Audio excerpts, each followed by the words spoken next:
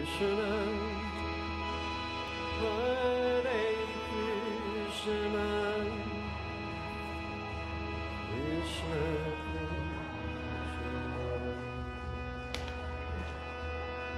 Krishna,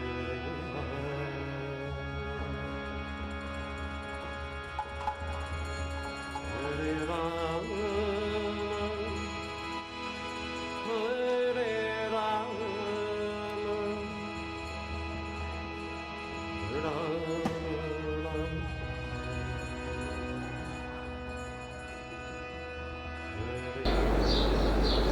मैं गोपुत्र पृथ्वीराज, गोपुत्र सेना का राष्ट्रीय संगठन महामंत्री।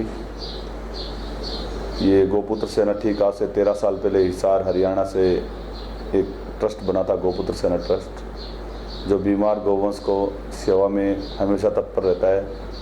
17 स्टेटों के अंदर ये काम कर रहा है, अपनी सेवाएं दे रहा है, कहीं कम है कहीं ज़्यादा है। तो काफ़ी साल हो गए, मैं 13 साल से हम एक्सीडेंट बेसहारा गौवंश के इलाज के लिए ही काम कर रहे थे। और अभी इसी महीने जुलाई 2016 के अंदर हमने एक नया विज़न लागू किया, नया निर्णय लिया है कि गांव की गौ माताओं के लिए गांव में ही व्यवस्था, जिस गांव में गौ माता है उसी गांव में व्यवस्था। इसको हमने काफ़ी जगह एक्सपेरिमेंट करके देखा है, झालावाड़ में, लाडनू में, टिब्बी के अंदर, कि वहाँ पे हमने गौ माता को खुले में चारा, खुले में पानी की व्यवस्था मुहैया कराई है, जिससे जो किसानों को समस्या आ रही थी, जैसे उनकी फसलों का नुकसान कर रहे थे वो लोग, वो गौ माता नुकसान कर रही थी, तो लोगों को बहुत लोग ये परेशान थे कि ये गौवंश है और जो ये नंदी महाराज है ये हमारी फसलों को बहुत ज़्यादा नुकसान कर रहे थे। हमने इनको बैठ के समझाया कि क्या आप गौ माता के लिए कुछ चारा डोनेशन कर सकते हो, कुछ हम व्यवस्था बनाएं। तो उन्होंने जैसे इस व्यवस्था के लिए हाँ भरी, तो कुछ जगह पे हमने इस व्यवस्था को लागू किया। तो उससे क्या हुआ कि जैसे खेतों में से किसानों ने हमें हरा चारा और तूड़ी वगैरह दान में देना शुरू कर दिया। तो उस दान में देने से गौ माता को हमने एक जगह पे, जगह जगह एक गांव के अंदर 5-6 जगह अलग अलग खुले के अंदर पानी की टंकियां, जो मेरे ख्याल से 450 के आसपास, 450 के आसपास की एक कोस्ट करती है, वो हर तहसील स्तर पे कई तहसीलों में हमने 20 कहीं 25 ऐसे रखवा दी और एक टैंकर की ड्यूटी लगा दी कि वो उस टंकियों के अंदर पानी डालता रहे। तो गौ माता पानी उस टंकियों में से पी लेती है और उसी ग्राउंड के अंदर जहाँ खुला होता है वहीं पे हरा चारा और तूड़ी गौ माता को डाल दिया जाता है। तो गौ माता वहीं पे चारा खा लेती है और वहीं पे पानी पी लेती है और वो गौ माता वहीं पे बैठ जाती है, वो किसानों के खेतों में और फसलों को नुकसान करने के लिए कहीं भी नहीं जाती है। तो ये गोपुत्र सेना ने एक नई सिरे से पहल की है कि गाय कैसे बचेगी, गौ माता कैसे बचेगी। गौ माता तब बचेगी जब गांव में ही सेवा होगी, तभी गौ माता बचेगी। गाड़ियां पकड़ने से या तस्करों के पीछे भागने से गौ माता बचने वाली नहीं है। हर हिंदू अपनी जिम्मेवारी लेगा तभी इस गौ माता बचेगी। दूसरा, हमने इसमें विजन लागू किया था कि हिंदुस्तान की जितनी आबादी है गांव की और शहर की, जितनी भी कुल जनसंख्या है उसका 5% लोगों को गोपुत्र सेना से जोड़ना और उनको जिम्मेदार कार्यकर्ता बनाना, जो इस सेवा को लगातार आगे चलाने के लिए लोगों को जागरूक करेंगे, इसमें प्रयास करेंगे। तो ये 2 विजन हमने नए लागू किए। और तीसरा विजन हमारा था कि एक जिले के अंदर कम से कम, हमारी कोशिश तो ये रहेगी हर तहसील स्तर पर बनाएं, लेकिन कम से कम हर जिले के अंदर एक गौ चिकित्सालय बने, जो गोपुत्र सेना के साथ मिलके बनाएं या अन्य संस्था के साथ मिलके एक चिकित्सालय हर जिले के अंदर जरूर होना चाहिए, जहां पे गौवंश की बीमार एक्सीडेंट का इलाज हो। ये वहीं पे गौवंश हो कि उसको इधर उधर ना ले जाना पड़े। तहसील स्तर पे भी हम प्रयास करेंगे, लेकिन पहले हमारा जो मेन है मुद्दा है, उद्देश्य है कि हम एक जिले के अंदर कम से कम एक गौ चिकित्सालय खड़ा करने के लिए प्रयास करें। इसमें भी आम लोगों से सहयोग की जरूरत रहेगी, भामाशाओं की जरूरत रहेगी कि हम इस कदम को आगे, और जो ये हम योजना लेके चले हैं ये बगैर भामाशाओं के, बगैर दानदाताओं के चलने वाली नहीं है। तो इसमें हमें भामाशाओं का सहयोग जैसे जैसे मिलेगा हम इस कार्य को आगे निरंतर बढ़ाते रहेंगे। तीसरा हमारा ये विजन, चौथा विजन हमारा ये था कि हम जो बेसहारा गौवंश, बीमार गौवंश, इनको जो उपचार के बाद जो ठीक हो जाते हैं तो हम उन गौशाला वालों को दे देते हैं, दूसरे गौशालों को दे दिया या उसको, तो फिर वो लेने में आनाकानी करते हैं।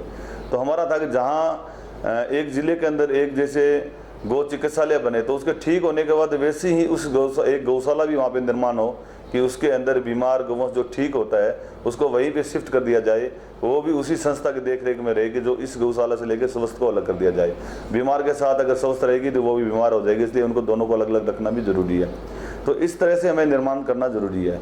और तीसरा हम चाहते हैं, पांचवा हम चाहते हैं कि जैसे देसी गौवंश का दूध है उसकी डेयरी अगर हर शहर, हर तहसील, हर जगह खुले, हर जगह दूध मिले, हर जगह देसी गाय का दूध मिले तभी होगी। और छठा हम मान के चलते हैं कि जब देसी गाय का दूध है, जैसे हम कोई भी चीज़ खरीदते हैं उसकी गुणवत्ता देखते हैं, बड़ी उच्च क्वालिटी की कोई चीज़ खरीदते हैं उसमें गुणवत्ता देखते हैं कि ये इस कंपनी का ब्रांडेड चीज़ है तो उसकी महंगी खरीदते हैं। तो गाय को दूध को आज तक कहीं भी गुणवत्ता के नाम से नहीं मिल रहा है, ना तो उसको सरकार परचेज कर रही है, ना कोई इसको कोई भी परचेज करता है, वो फेट के हिसाब से करता है। हमारा ये मानना है कि गाय बचाने के लिए जब तक गाय के दूध को उसकी गुणवत्ता, उसकी क्वालिटी क्या है, उसमें गुण क्या है, उसके आधार पर उसका प्राइस नहीं होगा, तब तक गौ माता को बचाना असंभव रहेगा। तो हम ये भी चाहते हैं कि अगर आने वाले समय के अंदर हर जगह एक डेयरी खुले, लोग जागरूक हों, उसकी गुणवत्ता के आधार पर उसका पैसा दिया जाए। जैसे हम मानते हैं कि एक भैंस का जो हमने देखा भी और कई जगह एक्सपेरिमेंट भी किया कि एक भैंस जितना चारा खाती है उतनी चारा के अंदर 3 गौ माता पल जाती है। 3 गौ माता जितना चारा खाती है उतना एक भैंस खा जाती है।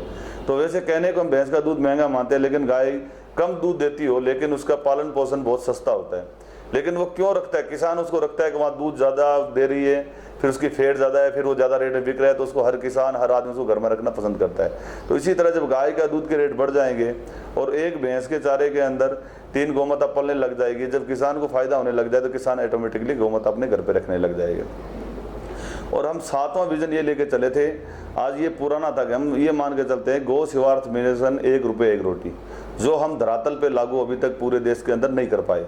इसलिए हम प्रयास कर रहे हैं, अभी लोगों के अंदर काफ़ी जागरूकता आई है। हम चाहते हैं हर घर से एक गौ माता को रोटी खिलाई जाए, हर घर से 1 रुपया रोज का गौ माता की सेवा में दिया जाए। परिवार का एक मेंबर 1 रुपया रोज दे, कोई बड़ी रकम नहीं है, उससे ये गौ माता 100 करोड़ आज हिंदू इस देश के अंदर अगर 1-1 रुपया दे तो 100 करोड़ रुपये रोज का होता है। तो अपने पास जो 9.5 करोड़ 10 करोड़ गौवंश है वो आराम से 1-1 रुपये करके बचाया जा सकता है हर घर से सेवा करके। आज ज़रूरत है हर नागरिक को सेवा करने की, हर नागरिक को गाय को समझने की। गाय माता है या गाय में 33 करोड़ देव देवता है, इसके लिए गाय को ना पाला जाए। गाय को हम अगर वेदों के आधार पे, ग्रंथों के आधार पे देखें, नहीं, गाय एक स्वस्थ रहने का, एक अपनी स्वस्थ जिंदगी जीने का एक बड़ा अच्छा व्यव है। हम स्वस्थ ज़िंदगी गाय से जी सकते हैं, गाय के दूध से, घी से, उसे हम स्वस्थ कैसे रह सकते हैं, अपने आने वाले बच्चों को स्वस्थ कैसे रख सकते हैं, कैंसर से हम बच्चों को कैसे बचा सकते हैं। इस पे जब लोगों को आम को जागरूक होगी तब इस गौ माता को लोग घर पे रखेंगे और तभी इस गौ माता को सही प्रॉपर जगह मिलेगी। और माँ का तो दर्जा आज हम कागज़ों में दिलाने के लिए घूम रहे हैं। हमारा गौपुत्र सेना ये मानता है कि जब इसको भागवत गीता सब जगह गाँव को विश्व मातरम का दर्जा, पहले ही विश्व गाँव पूरे विश्व की माता है, सभी देवताओं की माँ है, तो एक कागज़ के टुकड़े पे हम मोहर लगाएं और सरकार हमें बोल दे कि ये दर्जा मांगने जाएं, बार बार आंदोलन करें, तो हम इस विचारधारा से भी नहीं है कि हम एक विश्व मातरम है उसको राष्ट्र माता का दर्जा के लिए, गाँव को अगर दर्जा देना है तो विश्व मातरम है और विश्व की माता का दर्जा मिलना चाहिए उसको। और वैसे भी अगर हम जब हमें अपनी माँ ने जन्म दिया तो हमने कभी किसी कलेक्टर से या किसी सरकार से मांग नहीं की थी कि हमें आप लिख के दोगे कि हमारी माँ कौन है, हम तभी उसको माँ माने। हमने अपनी माँ को स्वीकार किया है। तो हर हिंदू को इस माँ को भी, गौ माता को वैसे ही स्वीकार करना चाहिए कि ना कि किसी सर्टिफिकेट या किसी की मोहर लगाने की ज़रूरत है। राष्ट्रीय माता दर्जा देने से पहले हमें गाय की व्यवस्था पे ज़्यादा ध्यान देना चाहिए कि इसकी व्यवस्था कैसे करें, इस गाय को बचाएं कैसे, इन लोगों को जागरूक कैसा होगा। राष्ट्रीय पक्षी मोर का दर्जा देने के बाद भी आज हम देख रहे हैं कि देश भर में कितनी की संख्या रहेगी मोर की, मोर नहीं बच पाए हैं। तो इसी तरह हम ये चाहते हैं कि पहले गाय को राष्ट्रीय माता दर्जा देने से पहले उसकी संरक्षण की, उस घर वापसी की, हर लोगों के घर पे गाय कैसे पहुँचेगी, किसान उसको कैसे देखेगा, इस विषय पे ध्यान देना ही ज़्यादा जरूरी। इसीलिए मैं हिंदुस्तान के सभी युवा साथियों से अपील करूँगा कि वो गौपुत्र सेना में आएँ। उनका हार्दिक स्वागत है, वो हमारे साथ जुड़े। हम उनको समय समय पर अच्छी गाइडलाइन देंगे, अच्छे संस्कार के साथ सिखाएंगे, गाय की सेवा कैसे होगी, बीमार का इलाज कैसे होगा, एक्सीडेंट का इलाज कैसे करोगे, हर तरह के वो शिविर लगाते हैं, शिविर में भी सिखाएंगे। हम उनको हर तरह का कोर्स करा के उनको ट्रेनिंग करेंगे, तभी गौ माता बच पाएगी और गायों की गाय गाँव में ही रहे और गाँव में ही योजना लागू, इसी योजना के ऊपर हम काम करेंगे। और कुछ बताना चाहेंगे? वैसे मेरा मानना है कि आज हिंदुस्तान के अंदर जो गौ माता की दुर्दशा है, उसके अंदर हम कुछ माने तो कुछ संत महात्माओं ने और कुछ अनजान लोगों की वजह से भी ये दुर्दशा हुई है। तो गाय के नाम पे जितना आज की समय में डोनेशन हो रहा है, जितना पैसा इकट्ठा हो रहा है, उसका अगर 50% भी पैसा अगर गाय के ऊपर लगना शुरू हो जाए, रियल के अंदर, उसमें गाय के अंदर लगना जाए, तो गौ माता हमारी बच जाएगी। तो ये एक जैसे हम किसी नेता करप्शन करता है उस पर कहते थे ये इसने भ्रष्टाचार कर लिया, कोई नेता खा गया, मंत्री खा गया, कोई पुलिस वाला पैसा खाता है, उसकी आवाज़ उठती है। लेकिन अभी युवाओं को ये भी सोचना पड़ेगा किस गौशाला में भ्रष्टाचार हो रहा है, कौन सी गौशाला सही व्यवस्था से नहीं चल रही है, कौन गौशाला कितना डोनेशन ले रही है, गाय की वहाँ सेवा हो रही है कि नहीं ले रही है। ये हर युवा अपने अड़ोस पड़ोस की जो गौशाला बनी है उसकी जाके सेवा देखे, उसकी व्यवस्था उसको संभालने की कोशिश करे। ये नहीं कि हम किसी गौशाला में गए, व्यवस्था खराब थी तो जाते ही उसको जाके उसके खिलाफ बोल पड़े, नहीं। पहले हम उनको 2-3 बार मौका देना चाहिए, उस गौशाला वाले अधिकारी को समझाना चाहिए, बार बार उनका प्रयास करना चाहिए कि इस गौशाला की सेवा सुधारो, व्यवस्था ऐसे करो, आपको क्या प्रॉब्लम आ रही है, आपके पास पैसा अच्छा आ रहा है, डोनेशन आ रही है, क्या आपके वर्कर नहीं है काम करने के लिए। अगर हमको ट्राई करें, अगर नहीं होता है तो उसके खिलाफ भी लड़ाई लड़नी पड़ेगी गौ माता को बचाने। क्योंकि आज बहुत से ऐसे बड़े बड़े लोग हैं जो गाय के नाम पे बड़ा बड़ा पैसा ऐंठ लिया, उन्होंने गाय के लिए कुछ नहीं किया। कहीं ना कहीं हम हिंदू मुसलमान में जाएं तो कहीं ना कहीं इस गौ माता का अगर किसी ने नुकसान किया है, कहीं ना कहीं हमारे लोगों ने किया है, कोई बाहर से विदेश से आके इस गौ माता का नुकसान नहीं किया है। और दूसरा नंबर ये कि जो अंग्रेजी नस्ल के जो आज गौ माता जो वो विदेशी गौवंश है, उसके जो टीकाकरण, जो टीके हो रहे, वो बिल्कुल ही हमें इस प्रयास में करें, गवर्नमेंट बिल्कुल ही वो टीकों को बंद कर दे, वो कभी किसी गौ माता को ना लगाएं और देसी ही गौ माता का सीमेंट तैयार किया जाए, देसी गौ माता के इंजेक्शन तैयार किया जाए। और दूसरा ये है कि जो जितनी भी गोचर पड़ी है, तो उस गोचर के लिए लड़ाई लड़नी आज जरूरी है कि जितने भी गोचर है गौ माता के लिए छोड़ी गई थी, उस पर अगर गौ माता को वैसे भी खुला छोड़ दिया जाए तो गौ माता अपनी आराम से पेट भर लेगी और चर लेगी। जो गोचर पे कब्जे हुए हैं, अगर वहाँ सरकार ने कुछ बनाया है तो उस पर केस लड़ा जाए। अगर सरकार ने कम्युनिटी सेंटर बना दिया है, तहसील बना दी है, कुछ भी बना दी है, तो उस मार्केट वैल्यू से ऐसा इसके लिए लड़ाई लड़े कि जो मार्केट वैल्यू से जो किराया बनता है, वो किराया का जो बनता है वह बन गया, उसको तोड़ा ना जाए, लेकिन जो पैसा वसूल के वो गौ माता की सेवा में लगा जाए।